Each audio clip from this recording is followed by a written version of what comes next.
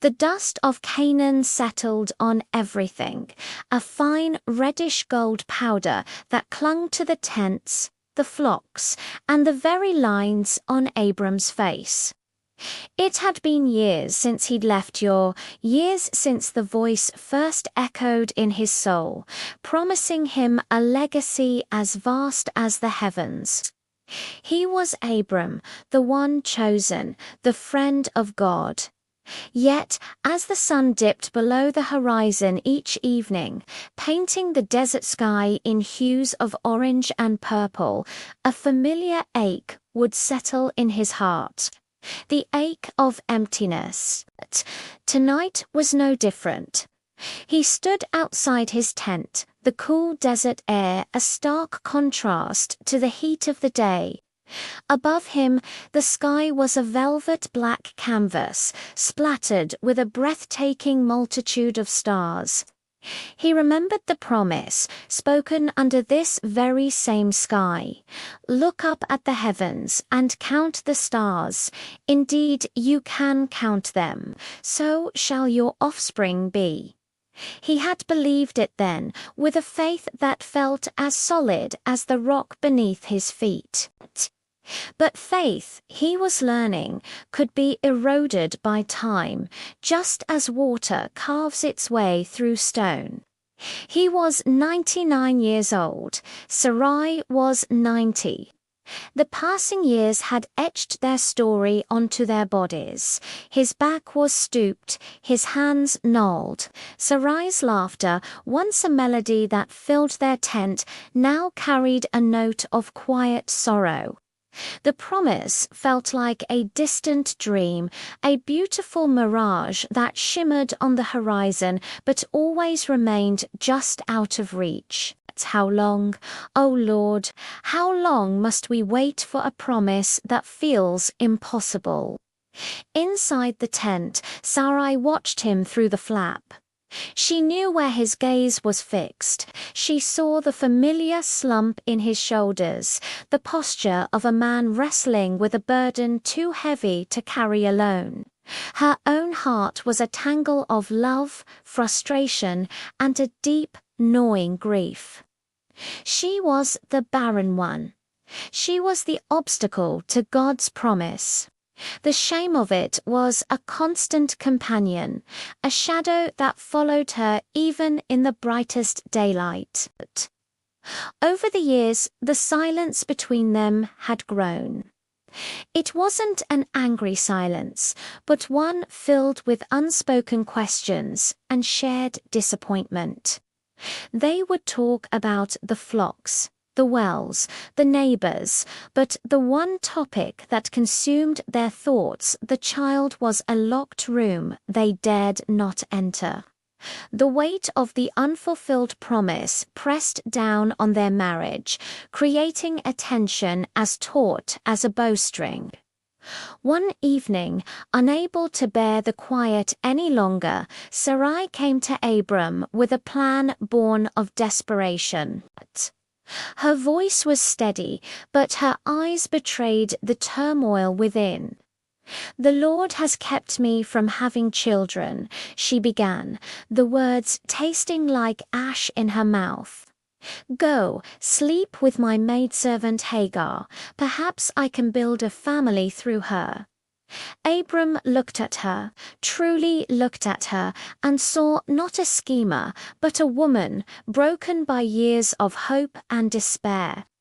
He saw her love for him, a love so fierce it was willing to sacrifice its own dignity to give him the heir he so desperately craved.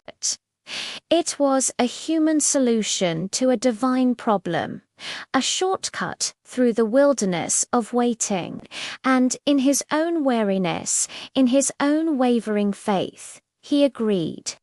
It seemed logical, a practical way to help God fulfill his promise. Doubt had planted a seed, and now it was bearing fruit. Hagar, the young Egyptian maid, soon conceived, but instead of bringing the joy Sarai had imagined, it brought only more pain. Hagar, now carrying the heir, began to look upon Sarai with contempt. The harmony of the camp was shattered. Sarai, wounded and bitter, lashed out at Abram. "You are responsible for the wrong I am suffering," she cried, her voice trembling with rage and hurt. The man who had been her rock, her partner in this long journey of faith, now seemed like a stranger. Abram, caught between the two women, felt a profound sense of failure. He had tried to fix things, to take matters into his own hands, and had only succeeded in creating a deeper wound. He allowed Sarai to mistreat Hagar, who eventually fled into the desert, alone and afraid.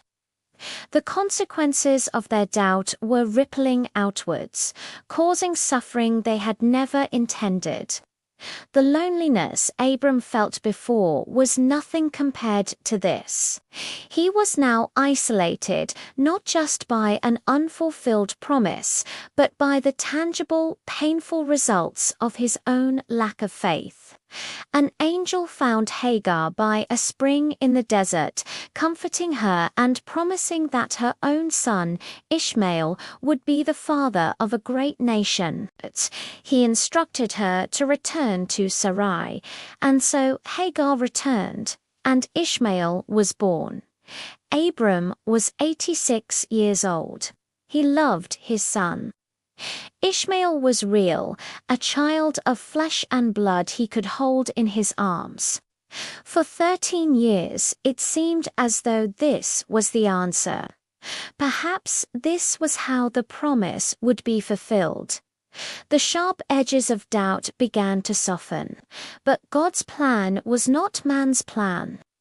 When Abram was 99, God appeared to him again. The covenant was renewed, but with a startling new detail.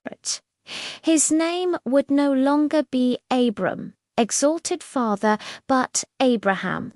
Father of many. Sarai's name would be changed to Sarah, meaning princess. And then came the words that defied all logic, all human experience. "I will bless her," God said, "and will surely give you a son by her. I will bless her so that she will be the mother of nations. Kings of peoples will come from her." Abraham fell face down, and he laughed. It wasn't the bitter laugh of cynicism, but the disbelieving chuckle of pure astonishment. 100 years old, Sarah 90. He thought of Ishmael, his son, the reality before him. "If only Ishmael might live under your blessing," he pleaded. But God was firm. "No, your wife Sarah will bear you a son, and you will call him Isaac. I will establish my covenant with him as an everlasting covenant for his descendants after him." The promise, once a distant star, was now blazing like the noonday sun. It was specific, undeniable, and utterly miraculous. There was no room left for human plans or logical shortcuts. There was only room for faith in the impossible. Abraham went to Sarah and told her what God had said. The Bible tells us that later, when visitors repeated the prophecy, Sarah, eavesdropping from the tent entrance, laughed to herself. It was the laugh of a woman who knew her own body, who had felt the finality of age settle into her bones, a child.